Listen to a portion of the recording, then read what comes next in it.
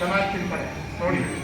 ಆಲೂಗೆಡ್ಡೆ ತಿನ್ನೋದ್ರಿಂದ ಅಧಿಕ ಪೌಷ್ಟಿಕಾಂಶ ಇರ್ತದೆ, ಆದರೆ ವಾಯು ಸಂಬಂಧಿತ ರೋಗಗಳು ಜಾಸ್ತಿ ಅದರಿಂದ ಕೀಲು ನೋವು, ಕರಳು ಬಾಧೆ, ಸೊಂಟ ನೋವುಗಳೆಲ್ಲ ಬರ್ತದೆ. ಆದರೆ ಆಲೂಗಡ್ಡೆ ಹಿಂಗೆ ಬಳಸ್ಬೇಕಂದ್ರೆ ಸ್ವಲ್ಪ ಕರಿಮೆಣಸು, ಸ್ವಲ್ಪ ಒಣಶುಂಠಿ ಹಾಕ್ಬಿಟ್ಟು ಅದನ್ನು ಫ್ರೈ ಮಾಡಿಕೊಂಡ್ರೆ ತೊಂದರೆ ಕಡಿಮೆ ಆಗುತ್ತೆ. ನಾವೇನು ಹೇಳ್ತೀವಲ್ಲ ಆ ಥರದ್ದು ಕಡಿಮೆ. ಆಮೇಲೆ ಪ್ರಧಾನವಾಗಿ ನಾವೆಲ್ಲ ತಿಂತಕ್ಕಂಥದ್ದು ಆಹಾರ ಅಕ್ಕಿ. ಆಮೇಲೆ ಅಕ್ಕಿ ಎಲ್ಲ ಕಡೆನೂ ಉಪಯೋಗಿಸ್ತೀವಿ.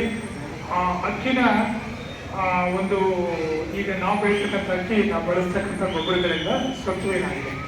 ಮೊದಲೇ ಹೇಳ್ತಾರಲ್ಲ, ಅಕ್ಕಿ ತಿಂದವನು ಅಕ್ಕಿ ಅಂತ ಅಲ್ಲ, ಜೋಳ ತಿಂದವನು ಜೋಳನ ಅಂತ ಅಲ್ಲ. ಹಾಗಾಗಿ ನೋಡಿ, ಅಲ್ಲಿ ನಾರ್ತ್ ಕರ್ನಾಟಕದಲ್ಲಿ ಆರಾಮಾಗಿ ಚೆನ್ನಾಗಿ ತಿಂತಾರೆ, ಚೆನ್ನಾಗಿ ತೂಕನೇ ಇರ್ತಾರೆ, ಎಲ್ಲ ಮಾಡ್ತಾರೆ. ನಾವು ಅಕ್ಕಿ ಹಾಕ್ತೀವಿ.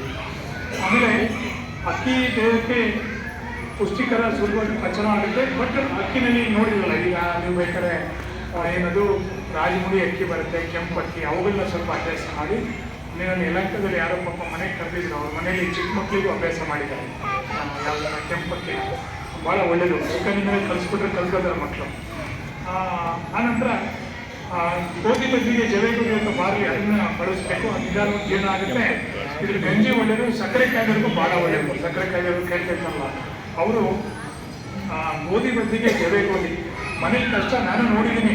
ಈಗ ಹೆಂಗೆ ಅಂದರೆ, ಈಗ ನಾನು ಹೋದಾಗ ಹೇಳ್ತಿದ್ರು, ಸ್ವಾಮಿ ನೀವೇನೋ ಹೇಳೋಗ್ಬಿಡ್ತೀರಾ, ಇದು ನಮ್ಮ ಸೊಸೆ ಏಕಂತಾನೆ ಸಾರಿಗೆ ಉಪ್ಪು ಜಾಸ್ತಿ ಹಾಕಿ ತಿನ್ಬಾರ್ದು ಮಾಡಿದ್ರಲ್ವ, ನೀವು ಜಗಳ ಹಾಕ್ಬೇಡಿ, ಒಂಚೂರು ಮಜ್ಜಿಗೆ ಹಾಕಿ ಹೇಳ್ತೇವೆ.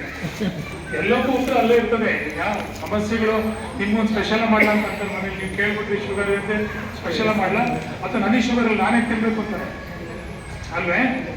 ಇಲ್ಲಿ ಇದೆಲ್ಲ ಮನೇಲಿ ಎಲ್ಲ ಮನೇಲಿ ಬರ್ತಕ್ಕಂಥ ಸಮಸ್ಯೆಗಳು. ಹಾಗಾಗಿ ಗೋಧಿ ಹೇಳ್ದಂಗೆ ಆ ಥರ ಗೋಧಿ ಒಳ್ಳೆಯದು. ರಾಗಿ ಬೆಸ್ಟ್ ನಮ್ಗೆಲ್ಲರಿಗೂ. ರಾಗಿ ನಿರೋಗಿ ಅಂತ, ರಾಗಿ ತಂದಿರ ನೀವು ರಾಗಿ ತಂದಿರಂತ ಆಡೇ ಇದ್ದಾರೆ ಜಾಸ್ತಿ. ಹಾಗಾಗಿ ರಾಗಿ ನಮಗೊಂದು